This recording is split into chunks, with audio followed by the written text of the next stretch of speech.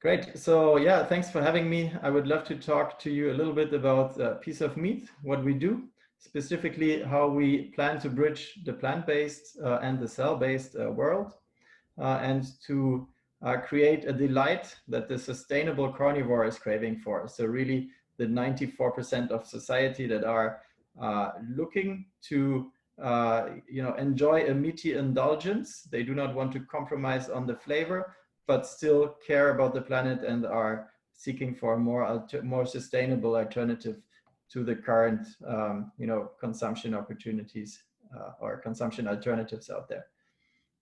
So I'm David. You have my contact here as well. You can always reach out and talk to me about how you can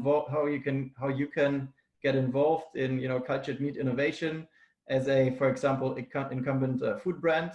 How sustainable consumer preference plays out in various geographical territories. How we address large-scale production of cultured meat and cultured fat. And also simply if you're a co-founder or founder and would like to talk to a like-minded person, we always would like to bring forward the whole industry, not just one company as such. We believe that there is much more collaboration needed in this space, and there are a lot of companies doing a great work here. So we'd really like to also foster a more closer collaboration with other companies across the cultured meat value chain and also the plant-based value chain. So do reach out and let's talk a little bit about Piece of Meat and what we do now. First of all, Piece of Meat is a B2B cultured biomass supplier, right? So that's what we do. We produce biomass at a really high scale. At least we're planning to do so. So we've put forward a very ambitious target, which is the production of 100,000 tons of cultured biomass over the next 10 years. And that's 100,000 tons per year. And then obviously there's a kind of a pretty linear actually ramp reaching towards those 100,000 tons. We're then making this biomass available as an ingredient to companies, food producing companies in a B2B play. And let's look a little bit into how this is going to play out.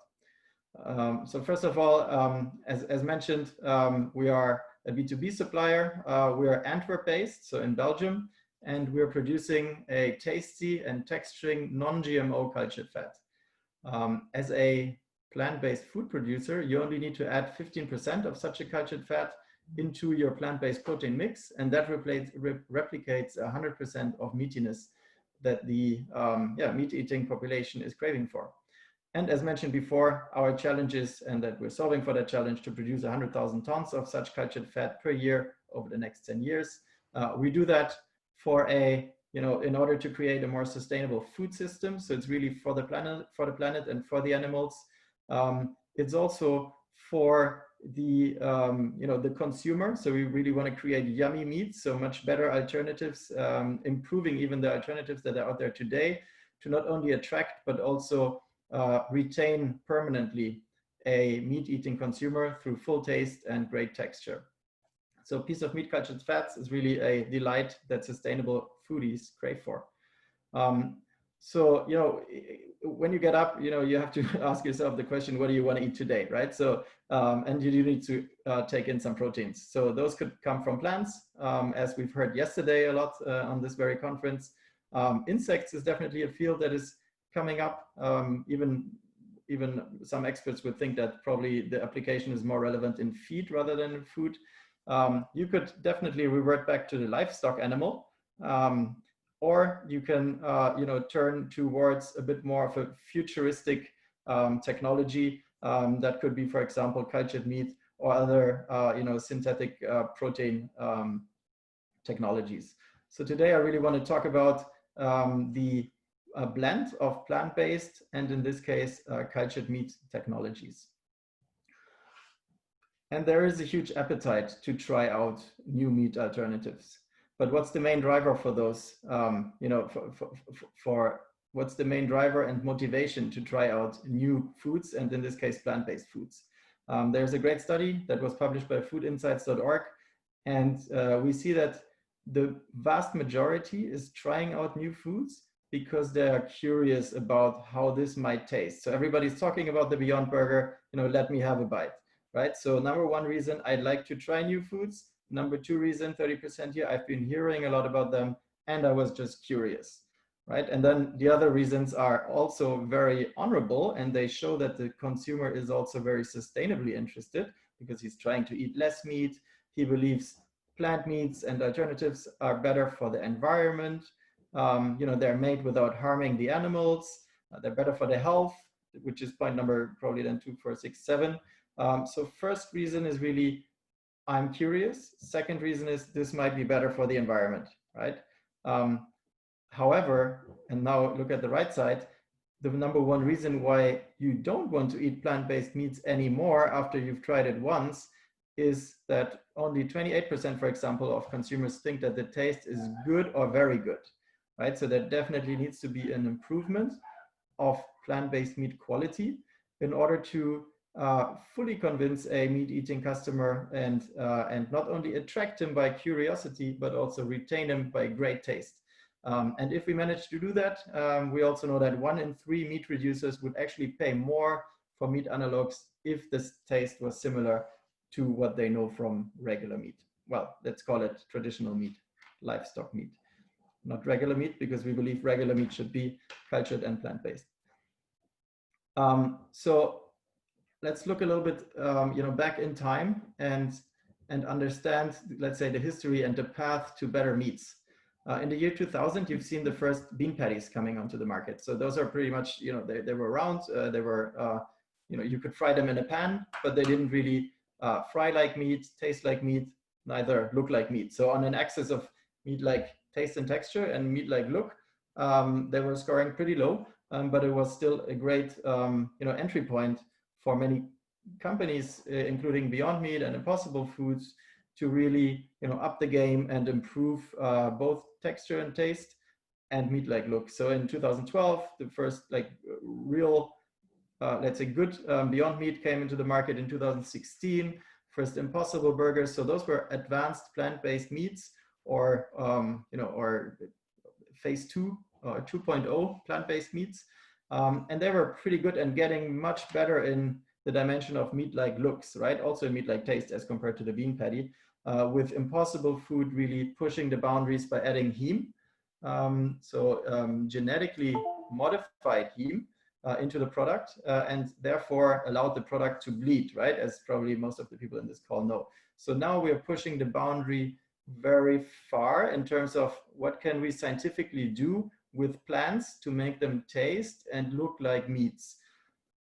And that's pretty much, from our perspective, as far as we can get within the plant-based domain. We do believe that there will be another breakthrough in around 2024 in bioprinting, when we really manage to recreate the structure, the 3-dimensional structure of a meat using bioprinting. And then in 2040, that's at least our estimation, we believe that cultured 3D meats, so 3-dimensional meats, full steaks of a certain thickness, right, and juiciness will come to the markets. Those require scaffolding and quite complex technology. But before we get there, we're really hitting a taste barrier. So we're getting closer to the meat-like look, but not really higher into the taste and texture. And that's where we and our product come into the place. So we believe that cultured fat, which is non-GMO, non-genetically modified in our case, which we want to place on the market in 2023, can really help those existing great products to have a breakthrough also in taste and texture. And thus, if you add this cultured fat to vegan plant-based hybrids or 3D printed meats, or also 3D cultured meats, you will improve dramatically the taste and texture of the already pretty good looking plant-based products. So that's a bit our approach, and I hope this is pretty visual for everyone. So really, fat is taste and texture, and it's the missing ingredient in today's plant-based meats. But also 100% of fat production is currently unsustainable. It's either plant-based sourced, that means stemming from large monocultures, in Indonesia and Malaysia, from coconut tree fields, so monocultures, or it's a byproduct of mass slaughtering. However, it's a huge market. So the global edible fat market is, and most of that is unsustainably produced, be it plant or be it animal. So the piece of meat fat, and this is probably a bit more technical. I'm just going to try to break this down and then also speed up so we have some time for questions. The piece of meat fat is really, sustainable. So we are using a continuous cell. That means we only need one cell to create an unlimited amount of product. And we feed those cells with non-animal derived materials, right? So there's no animal needed and no animal harmed in our production process. At the same time, our cells are naturally continuous, so we don't do any immortalization, for example, of those cells, and naturally pluripotent. No genetic modification is applied, and we follow the European Commission's FSA's GM framework, which means that there is no genetic modification of our cell and a EU-friendly production process. So that is very important for us because we want to supply this fat as an ingredient to plant-based meat companies, and we have to make it as easy as possible for them to place those products on the market. We can also help to reduce ingredients by up to 40 to 60%. We can take out existing fats, binding agents, and flavoring agents if you were to replace some of those ingredients with the cultured fat we're producing. We've looked at a couple of formulations of plant-based meats in the market, also are quite far along with a couple of those discussions, and have seen a great interest in using cultured fat as an ingredient that not only improves taste, but also reduces ingredients and helps the migration towards a cleaner label. Here you can see some fat that we've produced. So we've shown Europe's first public cultured meat tasting back in March this year in Berlin. Had 150 visitors attending. On the left, you see the product as published by EIT Food that we've just joined as a Rising Food Stars member, together with two amazing companies, Mosa Meat and Ale Farms. So we're very happy to be also together representing cultured meat on the European level. We have then also done a user testing of this cultured fat versus a cultured fat plus plant-based meat, cultured fat. So it's a hybrid of cultured plus plant-based versus a purely plant-based versus a purely meat product. Our product has scored higher on flavor, juiciness, tenderness, and texture, while reducing the ingredients at the same time. And we would really like to invite food brands to collaborate in order to prepare a product that includes cultured fat as an ingredient. We've laid out a 5-step process to get there. This can be, done in 1 year, but also stretched over 2 years. It's a quite customizable process that we can go into detail either over questions or afterwards in a private discussion. So let's collaborate. This is the founding team. Thank you very much, and I'm looking forward to answer some of your questions.